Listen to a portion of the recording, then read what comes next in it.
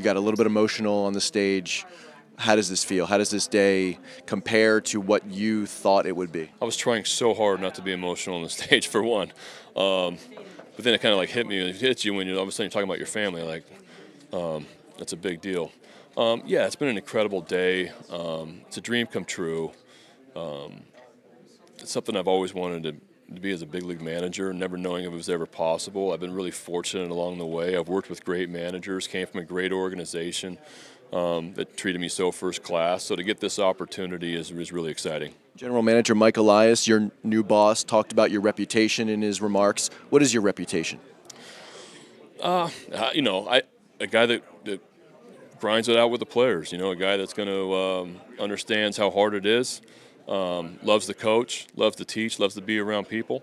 Wants to create great relationships, and I love this game. I love the big leagues. So I think that being able to work with Mike and putting together a winning product on the field through a lot of hard work and a great process is going to be really, really gratifying. You get to the Cubs and you lose 90, 100 games, and in a couple of years, you're World Series champions. What similarities or comparisons can you make from your time in Chicago to now Baltimore in this roster?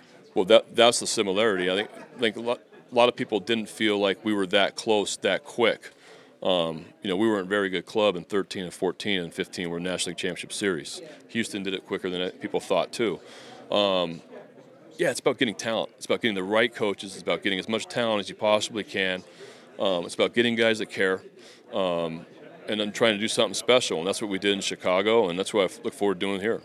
What do you know about the Orioles organization, past, recent, present, and how excited are you to get going and now be part of its future? Yeah, like I said up there, I've been in the National League Central for the last 5 years, so I'm not real versed on Orioles stuff. I cannot wait to dive into it and dive into our current team.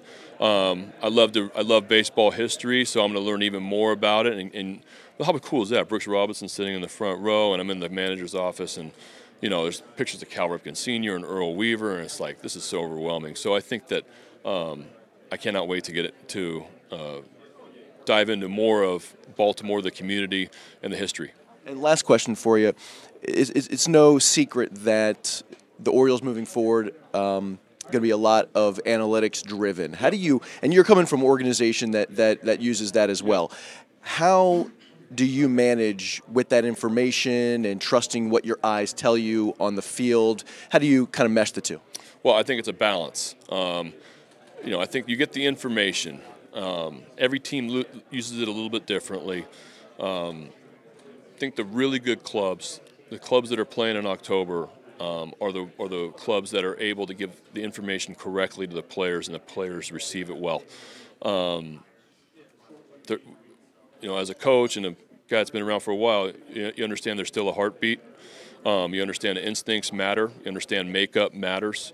You understand that the game's not played on paper. So all those type of things, you're able.